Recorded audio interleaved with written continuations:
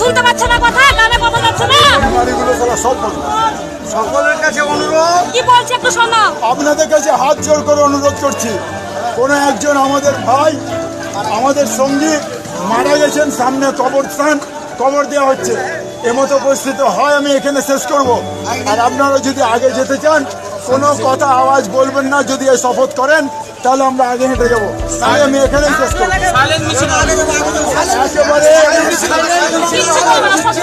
মুখ বন্ধ রাখবেন, আওয়াজ বন্ধ রাখবেন, কারণ আমার মা বোন ভাই কেউ মারা যেতে পারে, এটা মাথায় রাখবেন। আওয়াজ করবেন না, আস্তে আস্তে হেঁটে চলুন। আপনাদের কাছে ক্ষমা চাইছি, অনুরোধ করছি, হাত জোর করে বলছি, কেউ আওয়াজ করবেন না।